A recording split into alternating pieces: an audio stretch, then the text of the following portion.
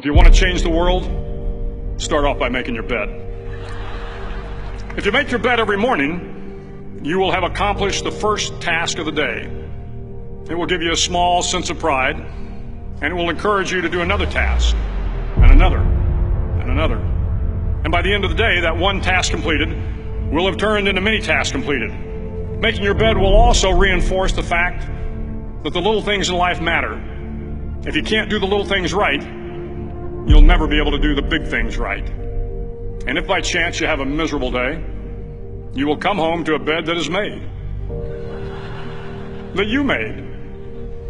And a made bed gives you encouragement that tomorrow will be better. To pass SEAL training, there are a series of long swims that must be completed.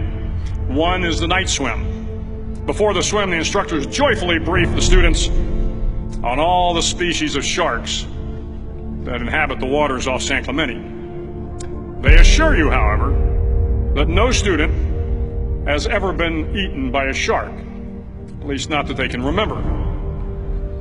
But you are also taught that if a shark begins to circle your position, stand your ground. Do not swim away. Do not act afraid.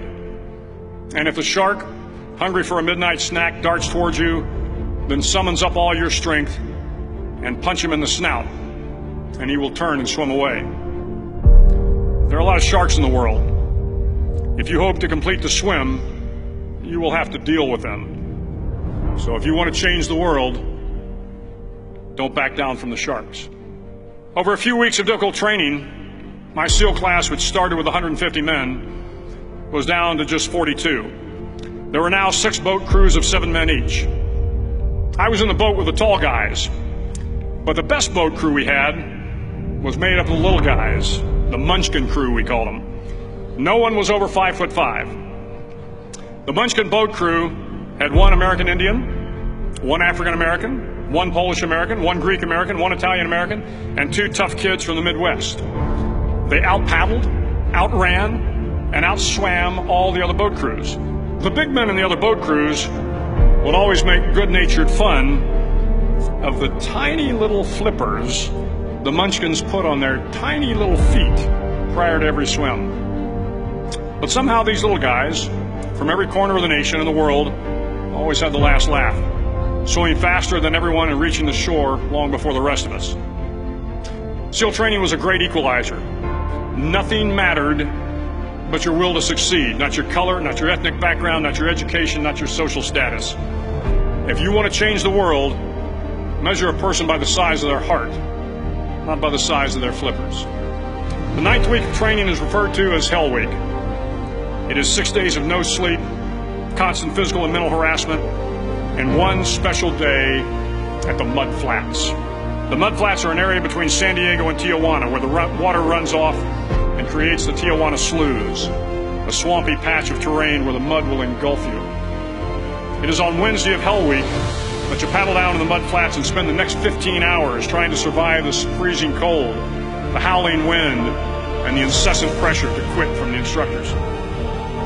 As the sun began to set that Wednesday evening, my training class, having committed some egregious infraction to rules, was ordered into the mud. The mud consumed each man till there was nothing visible but our heads. The instructors told us we could leave the mud if only 5 men would quit. Only 5 men, just 5 men, and we could get out of the oppressive cold. Looking around the mud flat, it was apparent that some students were about to give up. It was still over 8 hours till the sun came up. 8 more hours of bone-chilling cold. The chattering teeth and the shivering moans of the trainees were so loud, it was hard to hear anything. And then one voice began to echo through the night. One voice raised in song. The song was terribly out of tune, but sung with great enthusiasm. One voice became 2, and 2 became 3, and before long, everyone in the class was singing.